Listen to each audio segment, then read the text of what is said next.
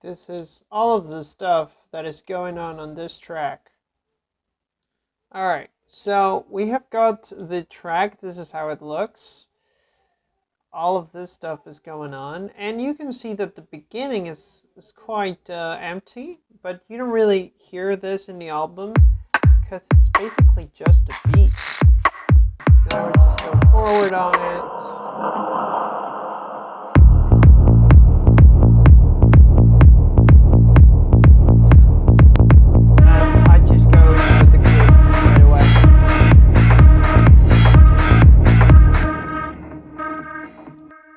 So all the stuff that is going on right there, in fact, that hit alone is quite something, because this is a synth, right? I just made this and I can play with it.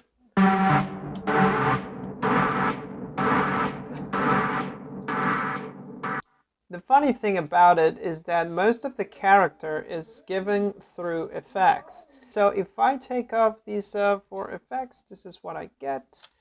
This is that's the raw sound. So if I just hold it,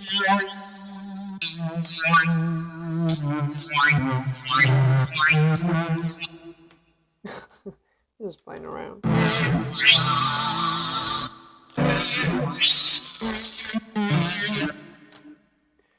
Sounds like farts. So the first thing on the chain, it's a reverb. So now,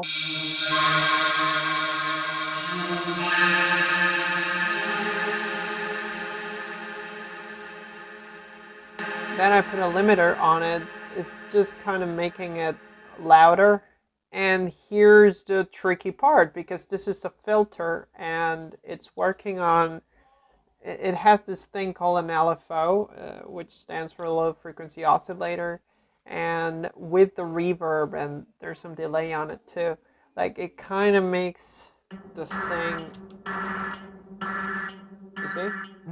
Oh, here. It's doing like that sort of echo.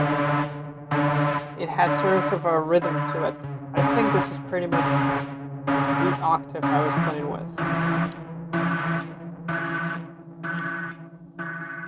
By the way, this is not an actual keyboard. This is just my computer keyboard. That's how I play.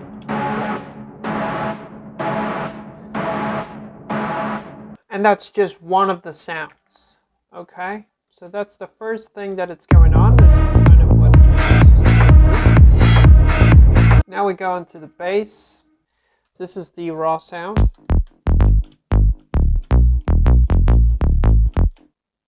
See? Doesn't really sound like that anymore. So, this is how it sounds raw. Because that's what I'm doing. Oh, screwed up. Oh God. This is how simple it is.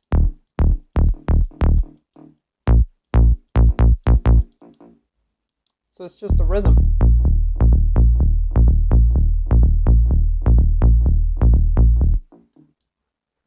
I thought of it as, you know, most of Venezuelan changa just has that, you know. I put a chorus on it, so now it sounded a little different. It's a little bit more of color. Then some reverb, of course. And now it's kind of like we're in a room right here. I did not use any of these 2 effects. I'm not going to activate them. I wonder what would happen anyway. I equalized it. I actually turned down most of the sub frequencies, which basically you don't get to hear really. And then the limiter is the thing that it's making it really loud. Oh, hold on. Now, this is actually, this shouldn't.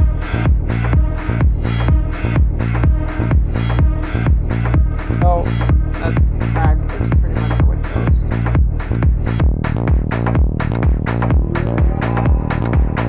And then we move on to this part.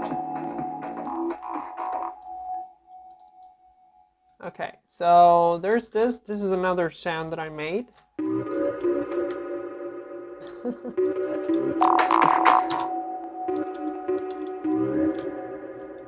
And all of this is basically the character is being given by the effects. This is channel 17, which is right here. And again, there's a chain of effects. I'm gonna deactivate all of them so you get to hear what the original sound was like.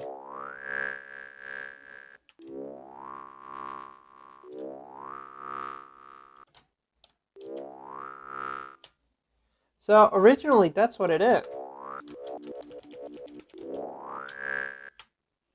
But the thing is that I just started giving some character. I equalized it. I took some of the low frequencies away. I limited it.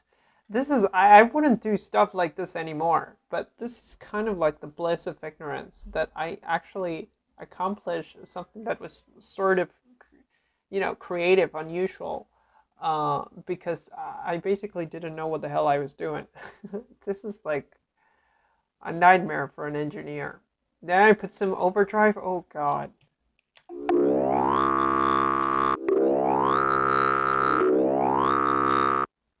And then I put a chorus on it.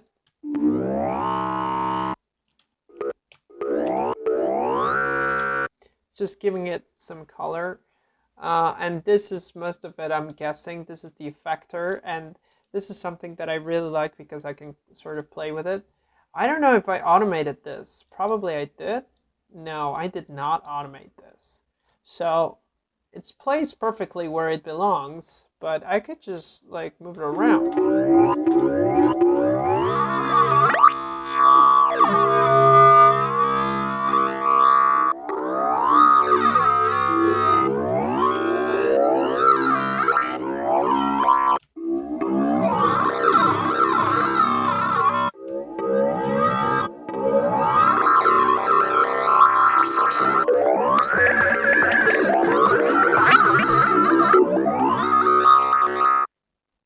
That didn't look like I was feeling something. That just looked like I was straining.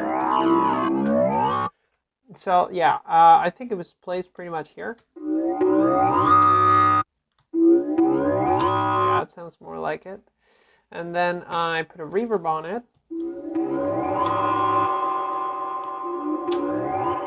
So one big element on this track is actually the reverb. And finally, I put some EQ on it, and I removed some of the frequencies in the mids. So is that on?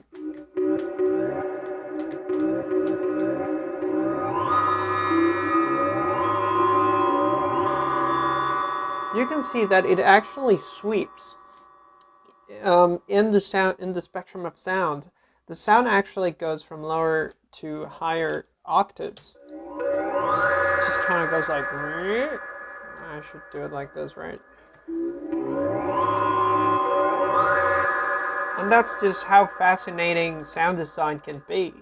And really, it's most of the job. This is what I spend most time doing.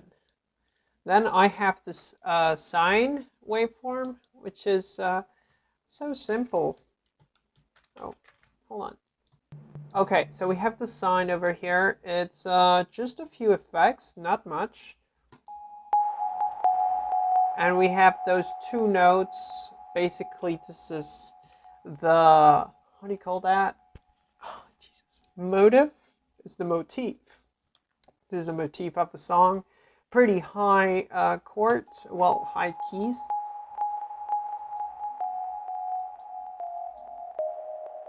So I think this is just like a chord.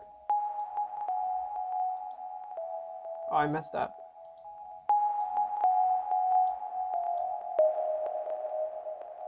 Is that it? I think I did it. But, you know, I can play around with it.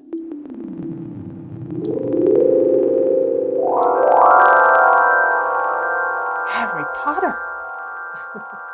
I can remove the effects. So, without it, it's not going to be as... That's actually how it sounds. And then I go into reverb. And you can hear that the sound just lingers for a little longer. And I removed, well, I didn't really remove, I just kind of tweaked down all the low frequencies. So now it's a little bit higher. And you can see where they are located. The thing is that if this is the main thing, I want to have those sounds in that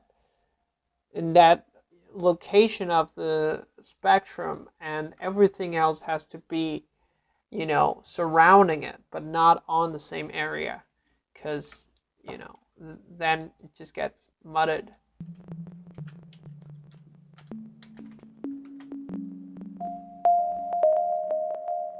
So you hear that there's some little ping pong going there too. And this is the final reverb, kicking things up. All right. So far, so good. That's when you get that.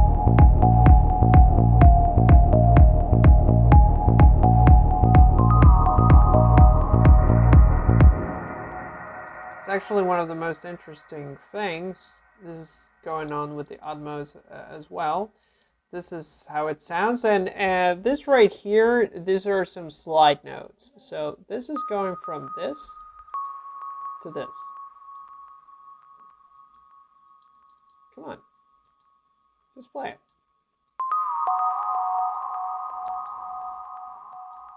Again, it's going from here to here.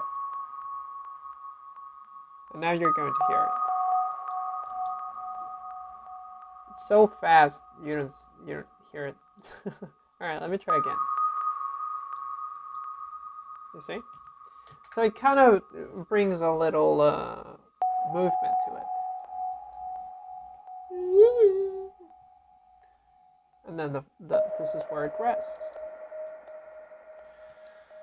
And at the same time, we have an Atmos going on. It's sort of like a drone thing. I used Fruity Granulizer for this. I don't even remember how I did this. Like, this is so long ago that I made this. It's kind of, you know, finding something and then it's like, oh, I made this. I have two chords. Actually, I just realized this one is actually not doing that much. But I duplicated this synth. And this is what I used to make the chords. And, you know, at first it just kind of pulled it like this.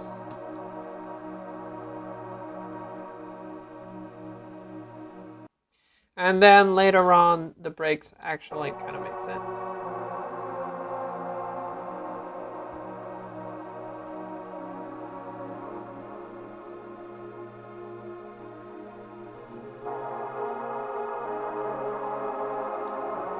Not very obvious. Put some melodics into it. Where are they? I think it's here.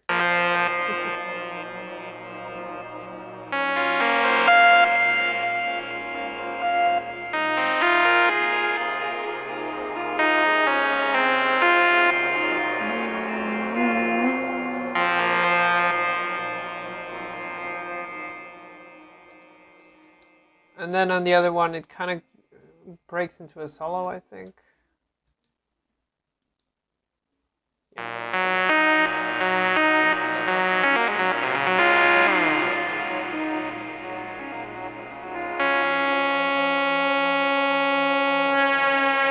And the slide is very obvious here.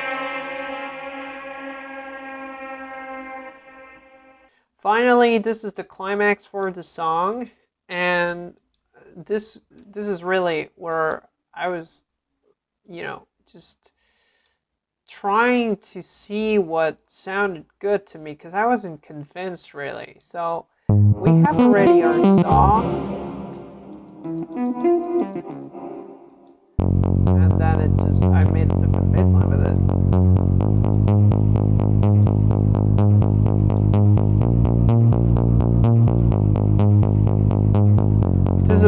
arpeggio.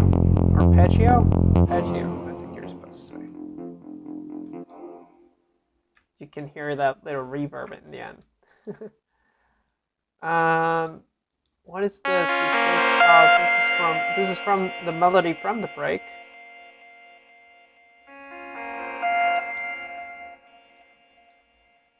And then we get the core. Core? I think that's how you say it.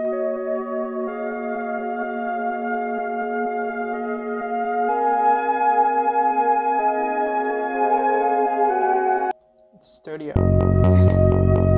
Alright, so all together.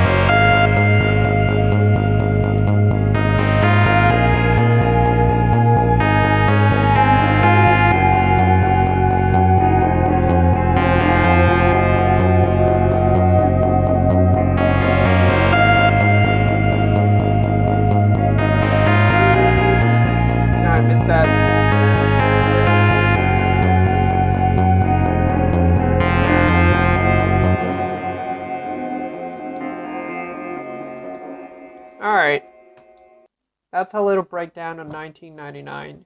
Thank you so much for listening to Night Mode. And, well, follow me on Spotify and YouTube and Instagram,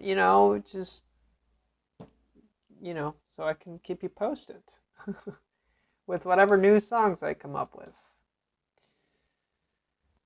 Thank you.